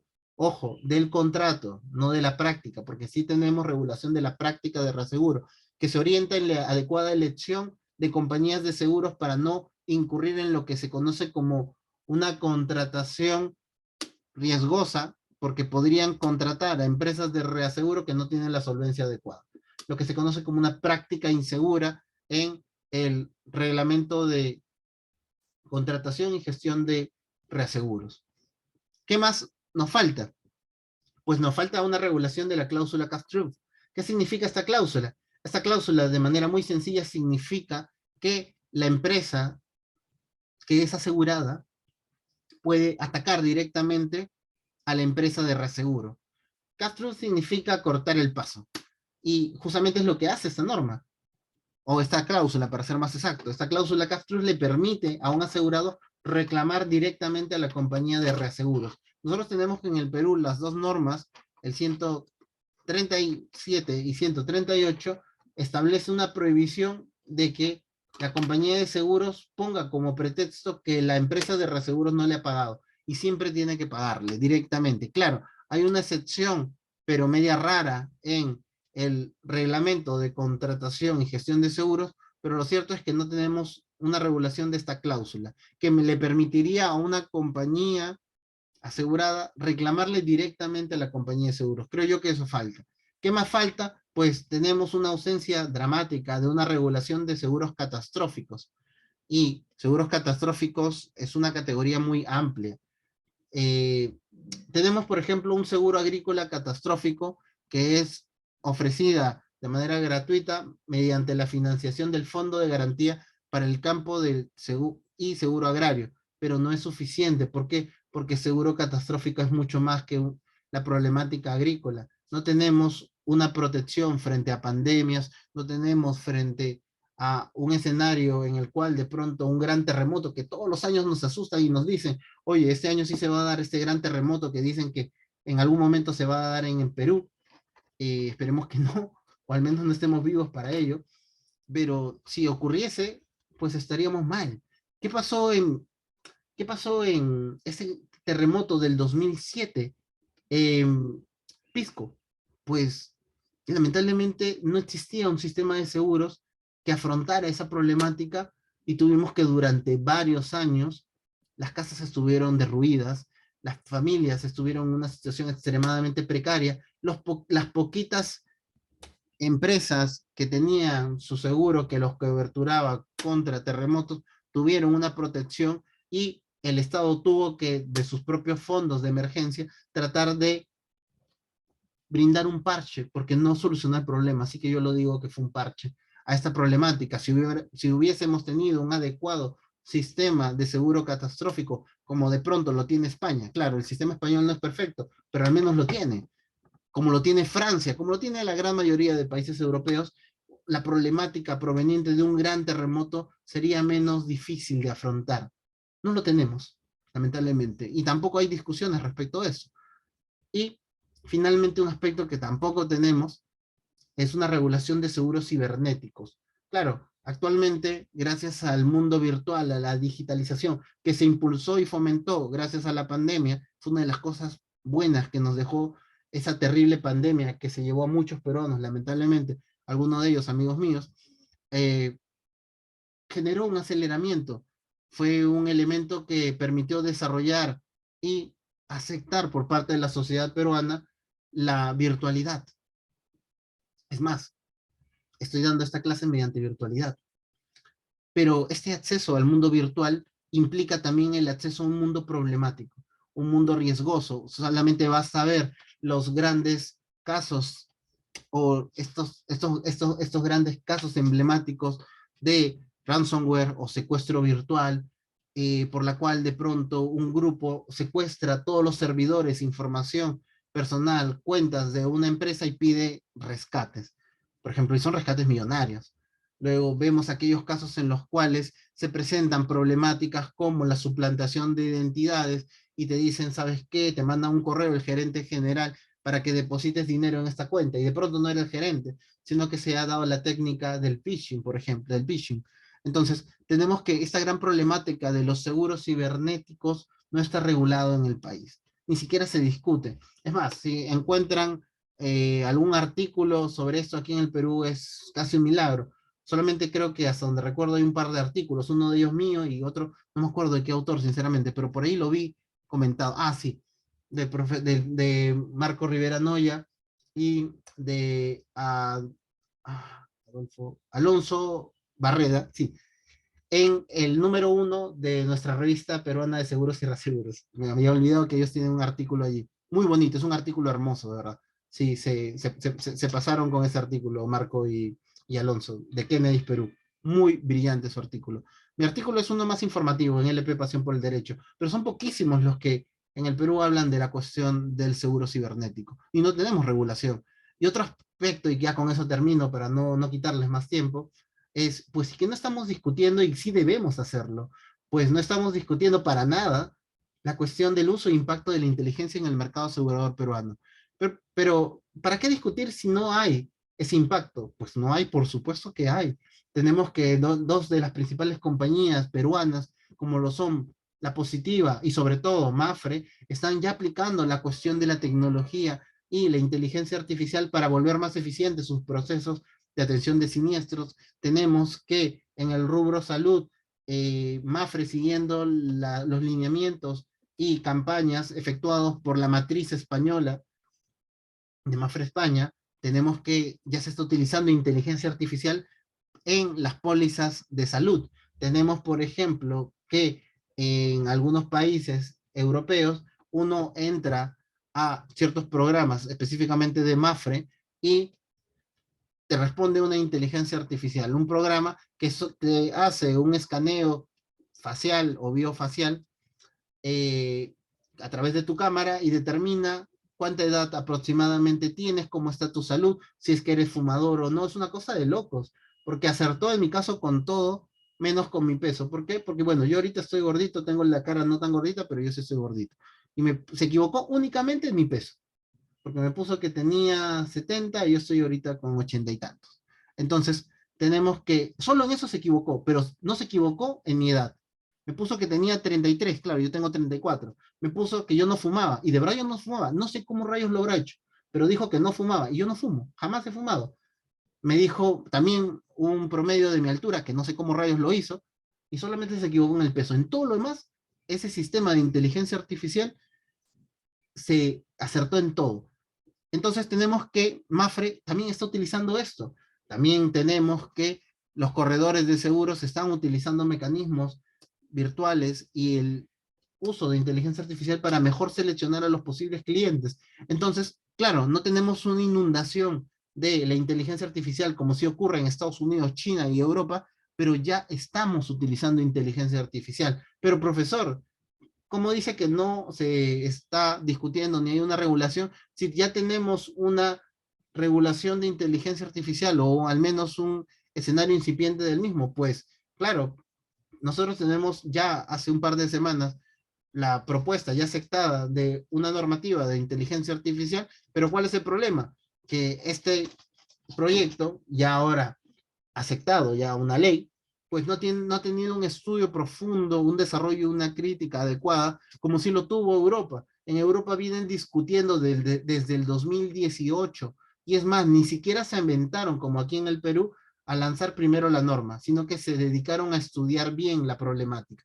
2018, la Comisión Europea reúne a un conjunto multidisciplinario de expertos, filósofos, ingenieros, abogados, matemáticos, médicos, expertos y líderes en su área. Todos ellos conformaron un grupo variopinto de estudio y análisis de la inteligencia artificial. Su primer trabajo, el libro blanco. Luego, su guía para el uso ético de la inteligencia artificial. Y luego vienen discutiendo ya desde el 2021 su proyecto de ley de inteligencia artificial, la cual hace menos de un mes ha tenido una primera votación mayoritaria, se le han hecho algunos ajustes y se espera que en los próximos 3 meses ya tengamos la primera ley de inteligencia artificial en Europa.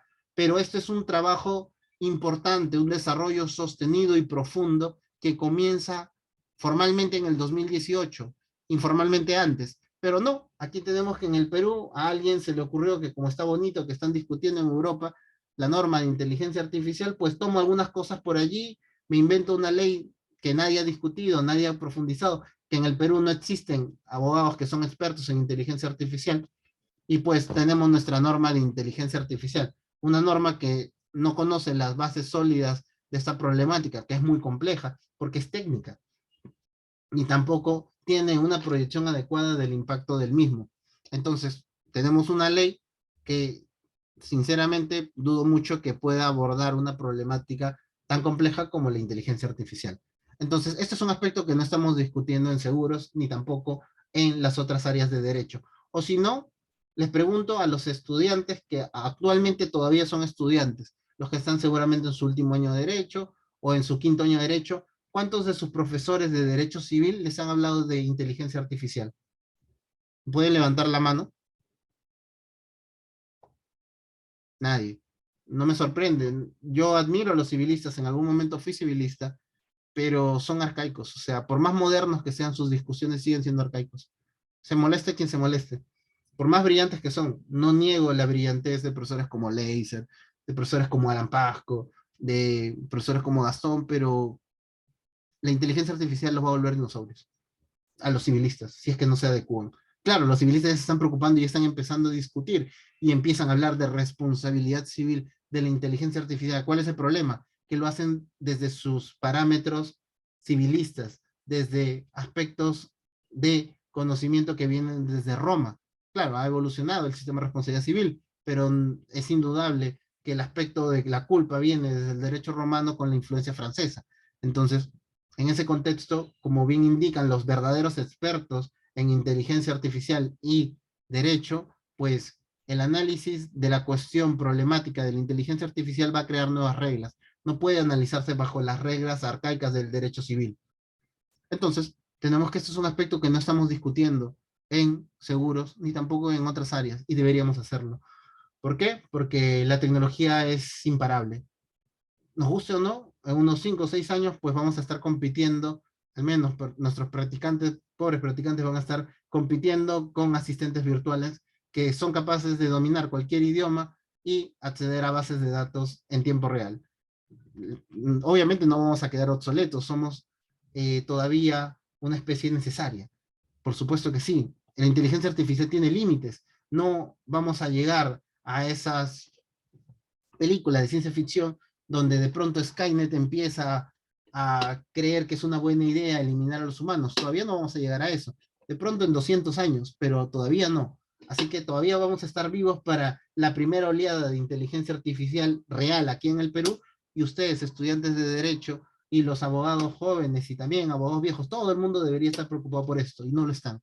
Muy bien, entonces creo yo que con esto se les ha dado una referencia integral muy, muy resumida. Lamentablemente yo me siento mal por no poder explicarles toda la complejidad, porque solamente se los he mencionado. Al menos saben que existen y eso es algo importante. ¿Por qué? Porque con esto ya están por encima de muchas personas que ni siquiera saben, muchos abogados que ni siquiera saben de la existencia de todo este marco amplio y complejo. Claro, alguien decía, seguramente antes de la clase del día de hoy, pues debe ser la ley del contrato seguro y nada más. Pero no, es un ecosistema amplio y complejo. Tiene sus propias reglas y no lo van a comprender con derecho civil, con consumidor, no. Lo van a comprender con derecho a los seguros, porque es un área independiente, nueva, no nueva, nueva para Perú. Yo le comentaba a esta profesora brillante española, algunos problemas que teníamos y ella se reía, claro, con amabilidad, no se estaba burlando. Era una risa entre gentil y con pena. ¿Por qué? Porque me dijo, esos son problemas que los españoles hemos solucionado hace 85 años. Esos son problemas de las guerras españolas, me dice. Y yo me sentí mal, muy mal. Y le dije, pues, hay mucho camino por hacer. Y vamos a hacer camino al andar. Espero que de pronto a alguno de ustedes les pueda llamar la atención.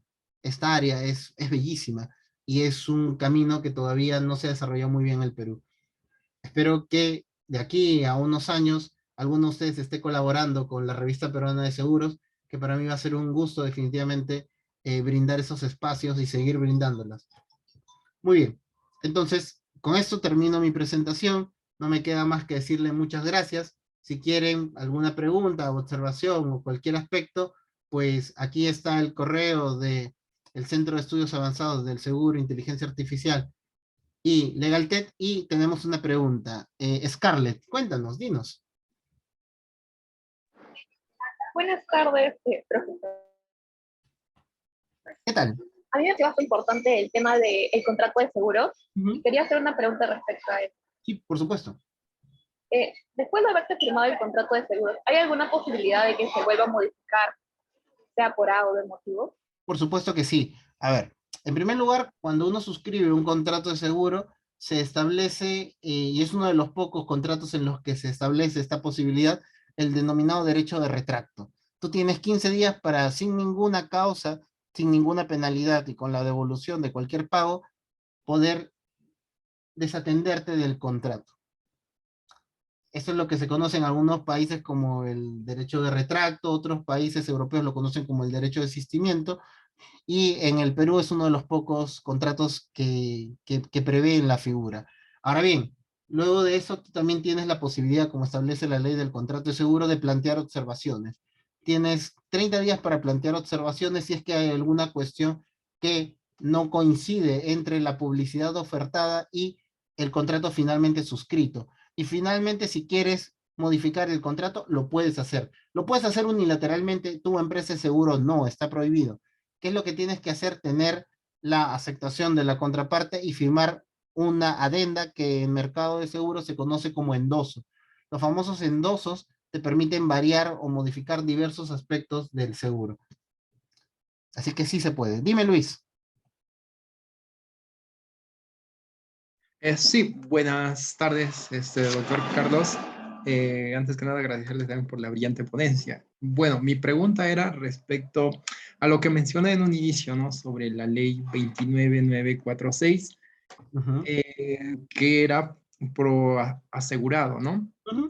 Y mi duda era si, bueno, hay comentarios bastantes, ¿no? En el sentir común de las personas que la mayoría de las empresas aseguradoras buscan en el contrato ciertas condiciones que no se dé a fin de no cumplir con su obligación, ¿no? Por ejemplo, mencionó con el incidente de Ica, ¿no? Sobre el terremoto, ¿no? La empresa, bueno, las pocas empresas a que aseguraban, que aseguraban contra este tipo de eventos no cumplieron, ¿no? O si lo hicieron de manera pésima, ¿no?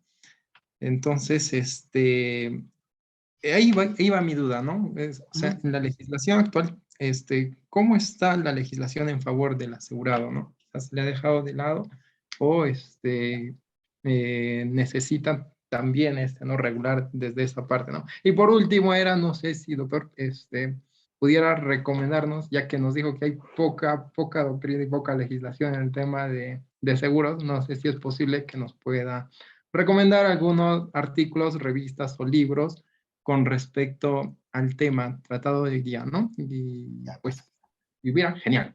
Gracias. perfecto, Luis. Gracias por tu pregunta. La respondo en orden. A ver, bueno, en primer lugar, cuando yo digo que la ley del contrato de seguro es una ley pro aseguradora, es porque en el análisis y desarrollo de la ley tienes diversas reglas que pudiste haber elegido favorecer a la compañía de seguros o pudiste haber favorecido al asegurado y eligieron favorecer al asegurado. Ejemplos de cómo tenemos una ley que realmente favorece al asegurado en la cuestión de la suspensión de cobertura por impago de prima. Es decir, yo no pago mi prima.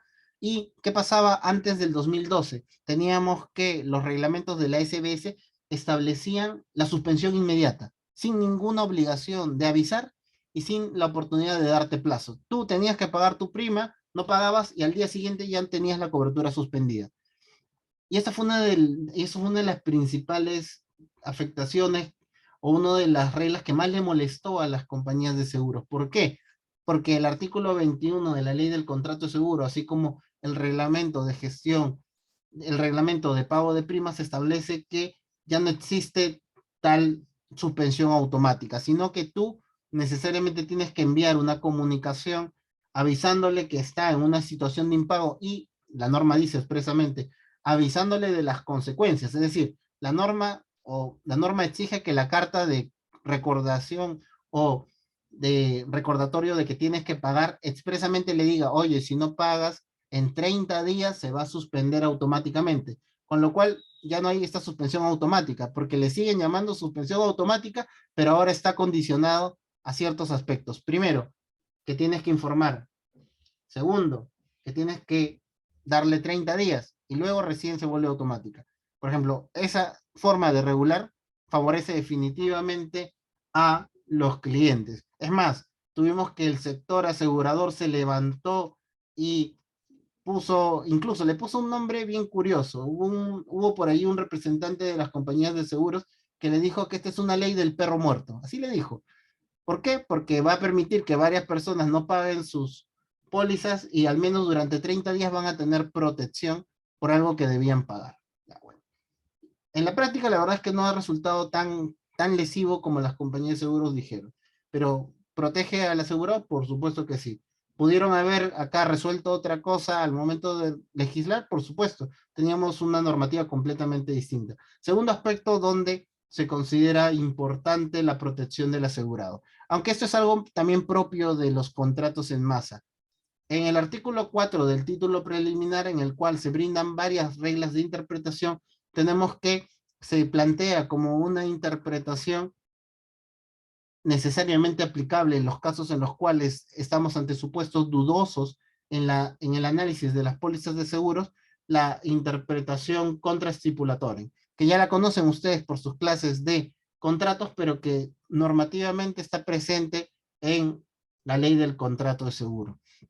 Otra situación en la que se manifiesta evidentemente el intento de protección, y ahí sí yo no estoy de acuerdo, es más, mi tesis de maestría está orientada a la crítica de ese artículo, es la forma en cómo se ha regulado el denominado siniestro consentido en el artículo 74 de la ley del contrato de seguros peruana. Y de manera muy simple la ley dice, oye, ¿sabes qué? Si en 30 días desde que te completan la información tú no respondes, pues tienes que pagar o tienes que pagar lo que te requieren. Ahora bien, ¿cuál es el problema? El problema es que la forma en cómo se ha regulado ha sido medio imprecisa y tenemos que el Indecopi, lamentablemente desde el 2019, está desarrollando una tendencia de opinión muy peligrosa por la cual dice que el siniestro consentido, que para mí no es más que una presunción legal, que ha sido muy mal desarrollado por algunos autores peruanos. Hay dos autores,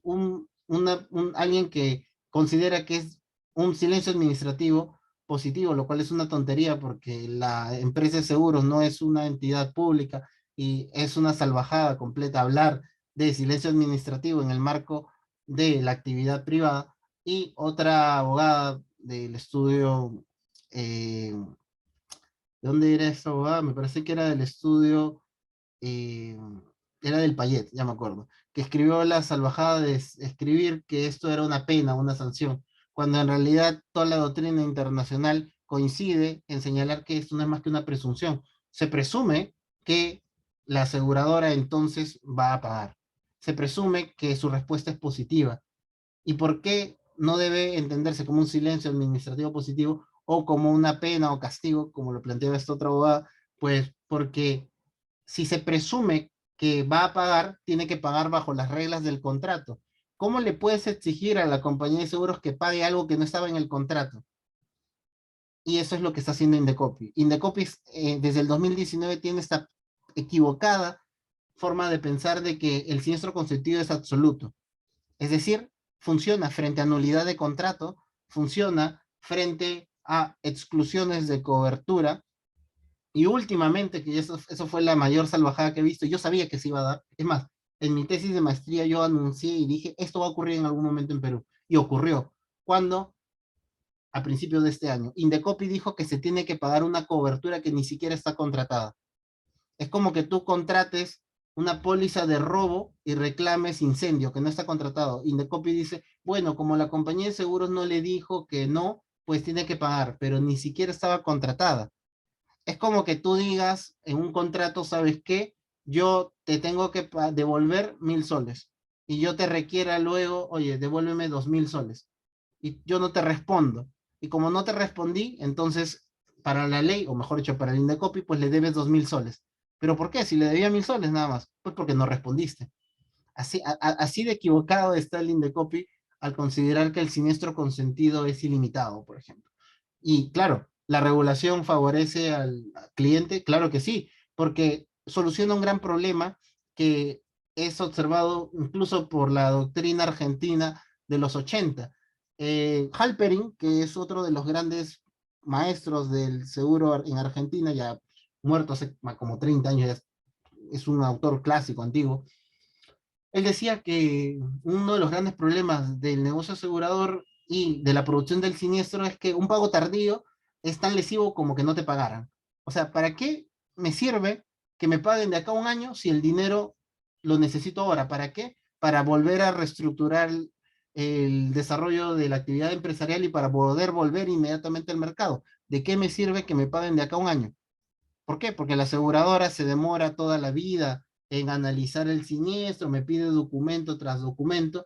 Pues bien, entonces en ese contexto, una forma adecuada de limitar esa situación es plantear plazos para el pronunciamiento. Y si no se pronuncian, presumo que le vas a pagar o que tu pronunciamiento ha sido aceptando el seguro. Así que esa es una forma evidente en cómo se favorece al cliente y hay muchas más. Me demoraría un par de horas, pero hay muchas más.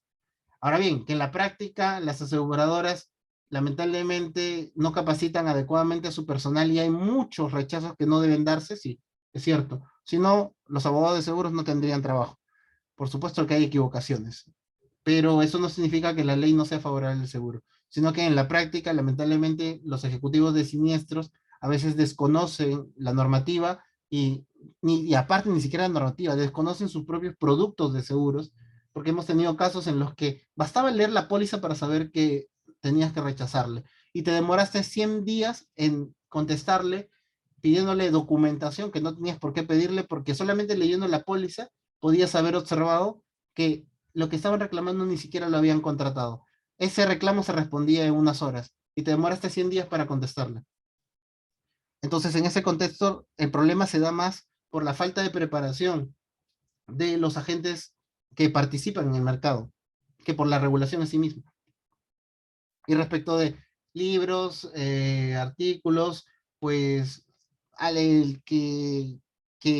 algún responsable del círculo me mande un correo y luego en la semana les devuelvo el correo con algunos libros que hay en internet, con algunos artículos y les recomiendo revisar la revista peruana de seguros y reaseguros, no porque sea su director, sino porque es el primer intento de difundir la cultura de seguros desde la perspectiva jurídica aquí en el Perú, y también les recomiendo que estén atentos a la página que, bueno, vamos a lanzar el día lunes de el Centro de Estudios Avanzados del Seguro, de Inteligencia Artificial y de LegalTech. ¿Por qué? Porque vamos a justamente brindar esa oferta que no existe todavía en el mercado legal peruano, orientado a desarrollar más el estudio de los seguros, la inteligencia artificial, porque en mi caso yo soy experto en inteligencia artificial por la Universidad Complutense de Madrid.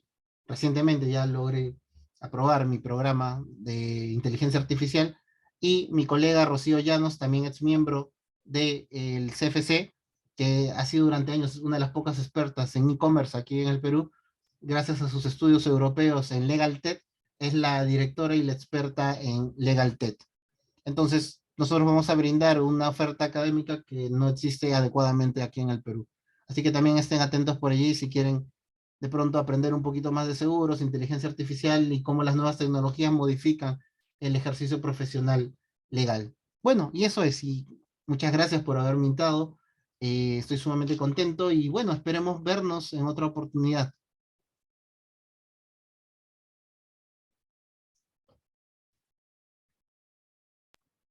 Doctor, muchas gracias. A nombre del Círculo Financiero Corporativo, estamos muy agradecidos con la ponencia de hoy.